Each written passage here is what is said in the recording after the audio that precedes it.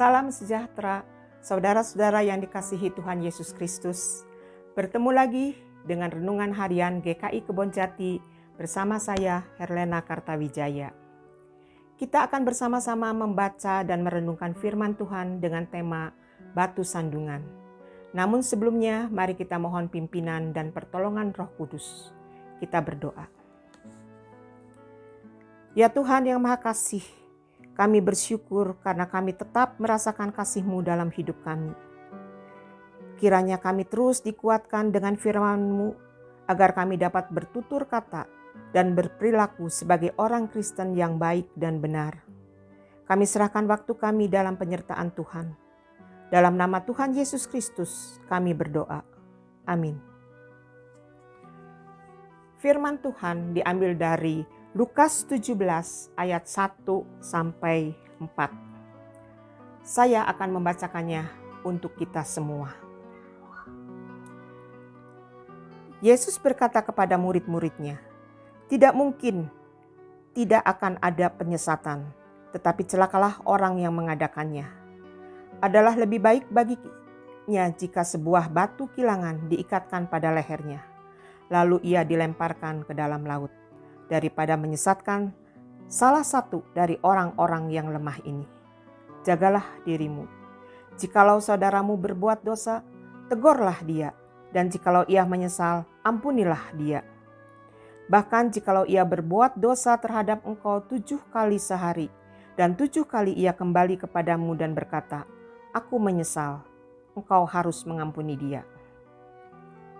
Saya yakin setiap orang tidak ingin hidupnya menjadi batu sandungan bagi orang lain. Setiap orang punya kehendak baik dan mau menjadi berkat bagi orang lain. Namun pada kenyataannya, seringkali kehendak dan perbuatan tidak selalu sejalan dan bahkan jauh berbeda. Bagaimana dengan kita? Sebagai anak-anak Tuhan, sebagai pelayan Tuhan baik dalam keluarga maupun dalam gereja, apakah kita juga menjadi batu sandungan bagi orang lain? Kata batu sandungan itu sendiri mempunyai arti sesuatu yang menjadi penghalang, menjadi rintangan, sesuatu yang mendatangkan kesukaran bagi orang lain. Mungkin di antara kita sebagai aktivis ada yang nampak baik dan saleh, membantu sesama dan yang membutuhkan pertolongan. Namun di tempat lain kita sebagai orang yang suka memperdaya dan menjelek-jelekan teman. Atau kita aktif dalam berbagai pelayanan, tetapi di rumah bersikap acuh tak acuh terhadap suami, istri, anak-anak, atau orang tua kita. Sehingga mereka bertanya-tanya, itukah yang diperoleh dengan mengikut Yesus? Tuhan Yesus sendiri telah memberi teladan dalam kehidupannya. Dia juga membayar bea bait Allah. Yesus tidak menghindar. Sekalipun membayar bea bait Allah tidak ada dalam hukum Taurat, Yesus tetap membayarnya karena ia tidak ingin menjadi batu sandungan. Terdapat dalam Injil Matius 17 ayat 27. Saudara terkasih, kita dipanggil untuk menjadi saksi Kristus bagi diri kita dan sesama kita. Maka dari itu, janganlah kita menjadi batu sandungan bagi orang lain. Karena firman Tuhan dalam Lukas 17 ayat 2 mengatakan, "Celakalah orang yang menyesatkan. Lebih baik baginya jika sebuah batu kilangan diikatkan ke lehernya dan ditenggelamkan ke laut."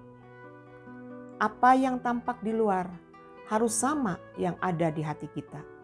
Apa yang kita ucapkan haruslah sama yang kita lakukan, agar kita sungguh layak menjadi bait Allah dan menjadi pelayan kasih-Nya.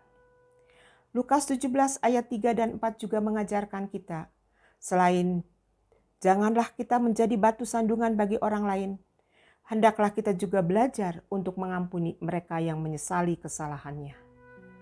Marilah kita mawas diri dan saling mengingatkan seorang dengan yang lain, agar tidak menjadi batu sandungan bagi orang lain, dan biarlah kita juga diberi olehnya hati yang mampu mengampuni. Tuhan memberkati kita semua.